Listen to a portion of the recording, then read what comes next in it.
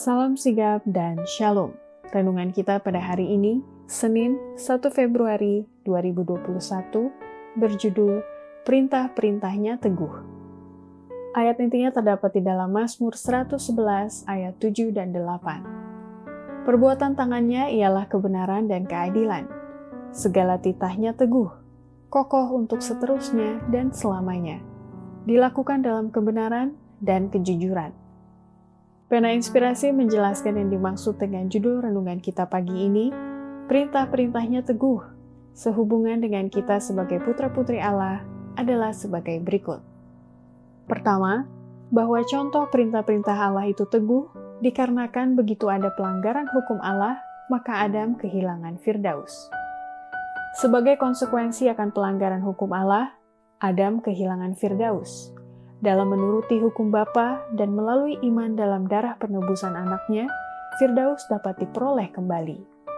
Pertobatan kepada Allah karena hukumnya telah dilanggar dan iman kepada Tuhan kita Yesus Kristus sebagai satu-satunya penebus manusia akan dapat penerimaan Allah.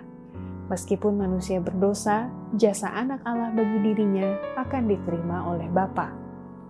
Kedua, bahwa contoh perintah-perintah Allah itu teguh, dikarenakan hukum Allah tidak dapat dirubah, sehingga dosa Adam telah menyebabkan kerusakan dalam segala sesuatu.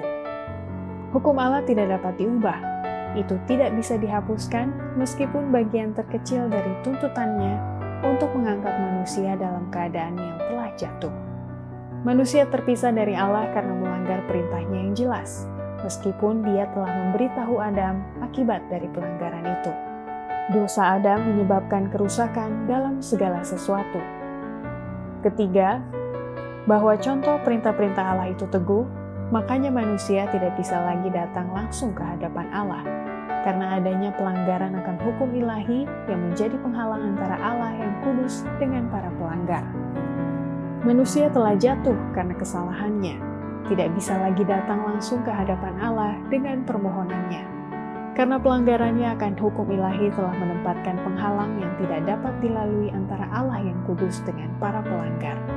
Tetapi sebuah rencana telah dibuat di mana hukuman mati akan dipikul oleh seorang pengganti. Dalam rencana penebusan harus ada penumpahan darah, karena kematian terjadi akibat dosa manusia. Keempat, bahwa contoh perintah-perintah Allah itu teguh, makanya Yesus menderita dan mati di salib Golgota sebagai pengganti untuk menebus dosa dunia, konsekuensi dari pelanggaran hukum Allah oleh manusia.